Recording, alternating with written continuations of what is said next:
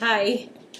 I have some friends that have been telling me that I really need to share my vegan butter recipe, and I've been very hesitant to do that because I really don't want to encourage people who are sick to consume fat. In fact, it'd be really good to completely eliminate oils from your diet if you are a sick person. However, there are some oils that I have been consuming that are the healthiest possible, and one of them is coconut oil. And there are different varieties of coconut oil. The most refined one would be this brand here. Um, it is highly processed, but it is all coconut oil. There's nothing else added to it, so it's all right. It's just not the best choice of coconut oils.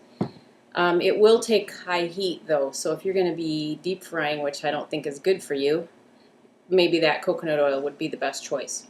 There's also other brands that carry organic coconut oil, and this one is in particular is refined, so that means it's gone through a heating process to get that oil out of the coconut, and it says even on the label for medium-high heat, so it is something that you can cook with, but it's organic, so you know that it hasn't been given any toxins or has anything in it that you don't want to put in your body. And then the last one that I have, which is empty now, is a organic extra virgin coconut oil. So it is cold pressed, and it's in its purest form. It does have a bit of a coconut smell and flavor to it. It's not sweet, and it is right from the coconut flesh itself. So it makes a really nice oil to use. Some people use it as a supplement in their diet because it has a lot of antimicrobial properties, and it helps fight off viruses. So some people consume it for that benefit. Some people consume it because it's been shown to help with memory loss or just cognitive. It has ketones in it that your brain can use just like it uses glucose for energy. So I'm going to show you how to make my vegan butter. It is my one weakness.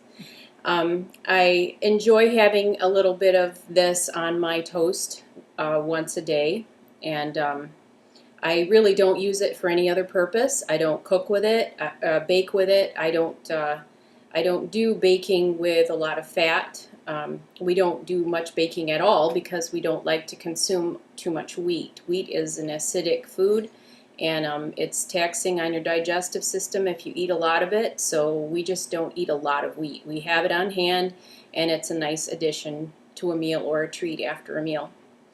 So I'm starting with my my cold pressed organic extra virgin coconut oil, and I didn't measure this, but I would guess there's about 3/4 of a cup here. And then I'm going to add a teaspoon or a scant teaspoon of honey. And this is raw honey that is collected locally. I actually know the people that keep these bees, and I know that they don't heat the honey at all, which would destroy its antimicrobial properties. And then I'm going to add, this is about 1/4 teaspoon of salt. And then, you know, you can adjust these things to your taste. If you like your butter a little saltier, or you don't want any in it at all, you can adjust that to your particular tastes. So this is mixing up really nice right now because the house is kind of warm, and at 76 degrees coconut oil becomes a liquid, so we must be getting close to that point in our house. But if it is a little firmer, you can actually get out your electric mixer and use it to mix it up, or you might even have to, if it's really hard, if it's a cold winter morning, you might have to put it in the microwave to just soften it for a few seconds. And then the last thing I'm going to do, because this is still white, and that's kind of weird to spread white stuff on your bread, so I'm going to add just a little touch of turmeric. Now, turmeric is an herb that not only does it add a lot of color to the butter, the vegan butter, So it makes it kind of yellow. I don't think you can see that too good, but it does have a buttery color. And turmeric is a really excellent cancer-fighting food or herb to add to your diet.